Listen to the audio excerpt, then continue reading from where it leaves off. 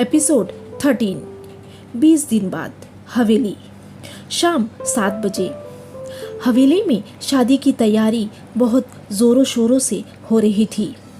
हवेली का बड़ा सा गार्डन लोगों से भरा हुआ था। जैसे जैसे शादी का वक्त नज़दीक आ रहा था, सबके चेहरे पर मायूसी छाने लगी, क्योंकि घर की एक लौती बेटी 2 दिन बाद घर से विदा हो जाएगी। सोनल कमरे की खिड़की के पास खड़ी होकर गार्डन में चल रहे तैयारी को देख रही थी। बाहर डेकोरेशन वाले अपना काम कर रहे थे। गार्डन को कलरफुल लाइट से बहुत ही अच्छे ढंग से सजाए थे। कल मेहंदी का फंक्शन है और उसके बाद डांस का प्रोग्राम। कुछ ही देर में मिस्टर मल्होत्रा की कार गेट के अंदर आई और वो उससे बाहर आ गए। बाहर आते ही उसकी नज़र सोनल के ऊपर पड़ी और वो उसे देखते हुए सबके पास आकर बैठ गया। कोमल, शीतल और मल्होत्रा फैमिली के बाकी रिश्तेदार अपने में ही मस्त होकर बात कर रहे थे। किसने ज़्यादा शॉपिंग की, कल कौन क्या पहनेगा, यही सब बात करते हुए हंस रहे थे। तभी सोनल अपने कमरे से नीचे आई। सोनल ने इस वक्त पीच कलर का सूट पहन रखा था। उसका दुपट्टा गोल्डन रंग का था, जिसे उसने अपने दोनों कंधों पर डाल रखा था। उसके बाल खुले हुए थे और उसका चेहरा खिला हुआ था। तभी मिस्टर मल्होत्रा ने कहा, कल अक्षय और उसकी पूरी फैमिली यहाँ आ रहे हैं, तो माँ, उनकी खातिरदारी में कोई कमी नहीं होनी चाहिए। तो दादी ने कहा, उसकी चिंता तू मत कर, हम सब देख लेंगे। तो मिस्टर मल्होत्रा ने कहा, ठीक है। मिस्टर मल्होत्रा ने एक बार सोनल को देखा, फिर शीतल को देखते हुए बोला, अरे शीतल, मेरे लिए एक कप चाय भिजवा देना मेरे कमरे में। तो शीतल ने कहा, हाँ, आप फ्रेश हो जाइए, मैं चाय भिजवाती हूँ। तो मिस्टर मल्होत्रा ने एक बार सोनल को देखा, फिर उसके पास चला गया और उसके माथे पर हाथ रख दिया और बोला, सोनल, 2 दिन बाद तेरी विदाई है बेटा, तुझे कुछ चाहिए तो बोल देना। और उनकी आंखें नम हो गई। सोनल भी अपने डैड को इस तरह देख उसकी आंखों में भी आंसू आ गए। वो सोफे से खड़ी हुई और मिस्टर मल्होत्रा के गले से लग गई और बोली, डैड, मुझे कुछ नहीं चाहिए। और वो ज़ोर ज़ोर से रोने लगी।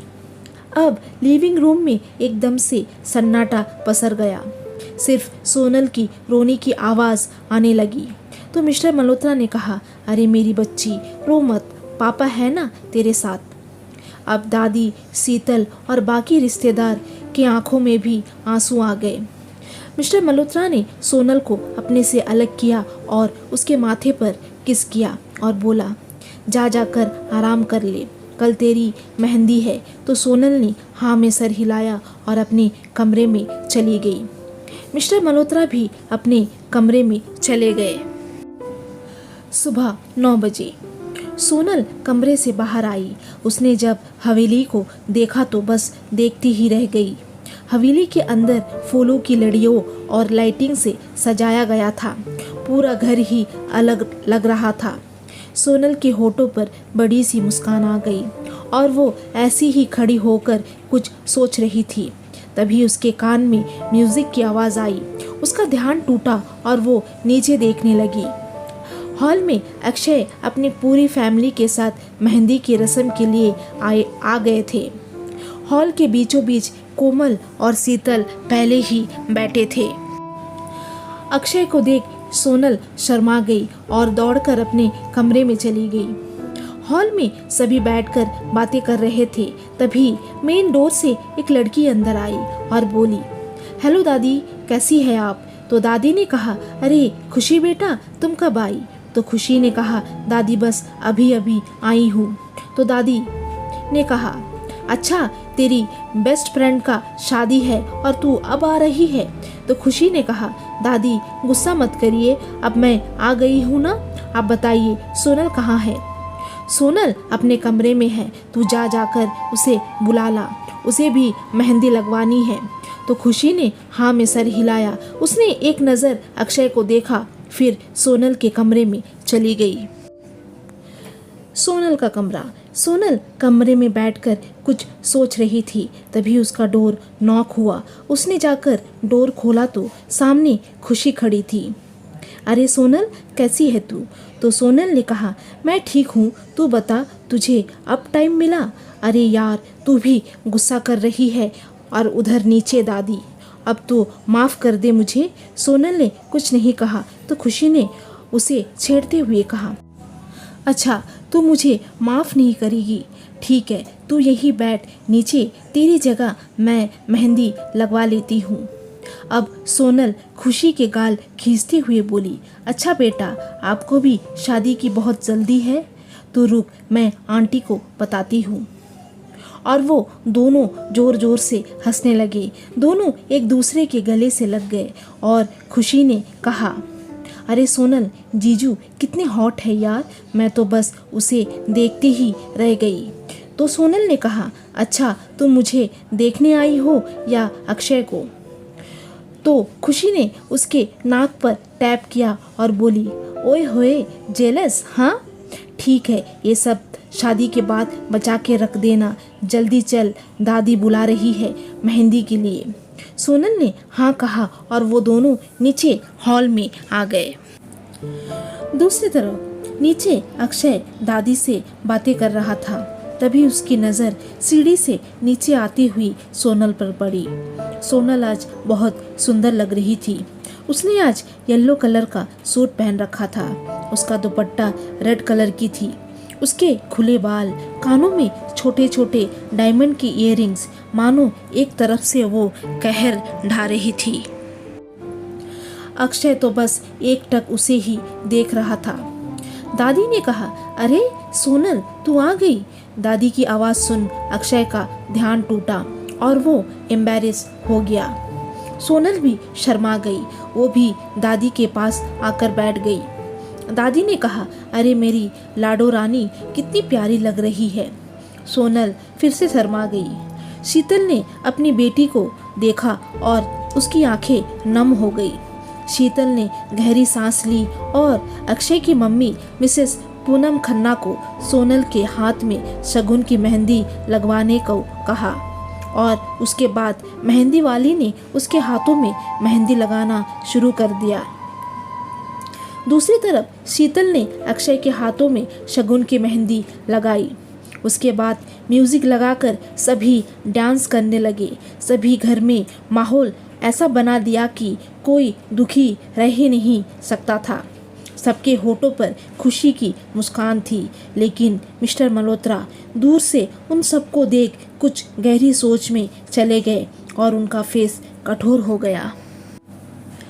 शाम का वक्त। शाम की संगीत पार्टी के लिए सब तैयार हो गए थे। संगीत हवेली के बड़े से हॉल में था। बीच में बड़ा सा स्टेज लगा था और उनके सामने लोगों के बैठने का इंतज़ाम था। बहुत सारे मेहमानों से वो जगह भर गई थी। अक्षय अकेले ही वहाँ खड़े सभी तरफ देखकर मुस्कुरा रहा था।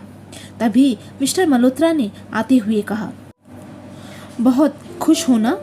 अक्षय ने कहा, हाँ अंकल, बहुत खुश हूँ। फाइनली वो होने जा रहा है जिसके लिए मैं बरसों से इंतज़ार कर रहा था। मिस्टर मल्होत्रा ने अपना सर हिला दिया।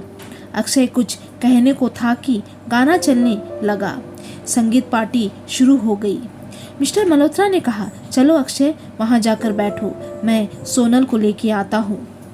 अक्षय के फेस पर एक तिरछी मुस्कान आ गई। उसने हाँ में सर हिलाया और अपने मम्मी पापा और बहन के पास जाकर बैठ गया।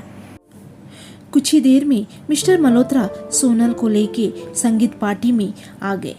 शीतल और कोमल भी उनके साथ थे। सोनल ने एक वन पीस ब्लू कलर की गाउन पहनी थी। उसके बाल खुले थे, गले में डायमंड का सेट। वो बहुत प्यारी लग रही थी। वहाँ मौजूद सभी लोग सोनल की सुंदरता देख हैरान थे। शीतल ने सोनल का हाथ पकड़ा और अक्षय के पास ले आई और उसके बगल उसे बैठा दिया। सोनल का दिल बहुत बेचैन था, उसे बहुत शर्म आ रही थी। तभी खुशी उन दोनों के पास आती है और बोलती है, सोनल और मेरे प्यारे जीजू, चलिए आप दोनों डांस करिए। सोनल ने इनकार कर दिया, लेकिन सबके फोर्स करने से वो दोनों राजी हो गए। अक्षय ने सोनल का हाथ पकड़ा और उसे स्टेज पर ले आया। सोनल अक्षय के सीने पर हाथ रखकर उसकी आंखों में देखने लगी। अक्षय ने डांस करते हुए सोनल को पलट दिया और उसके पेट पर अपना हाथ रखकर उसे खुद पर प्रेस करने लगा। उसने उसके गाल को अपने गाल से छुआ और सोनल को लगा जैसे उसकी सांसें उसके गले में अटक रही हो। सोनल की डीप बैक से उसकी खुली पीठ अक्षय के सीने को छू रही थी। उसके पूरे शरीर में सिहरन सी दौड़ गई। अक्षय ने उसे पलटा और आंखें बंद करके अपना माथा उसके माथे से जोड़ दिया। वो गाने के हर एक लाइन से सोनल और खुद को रिलेट कर पा रहा था। सोनल की भी आंखें बंद थी और वो लंबी लंबी सांसें ले रही थी। अक्षय ने उसके चेहरे को अपने दोनों हाथों में पकड़ा और धीरे धीरे करके उसके होठों की तरफ बढ़ने लगा।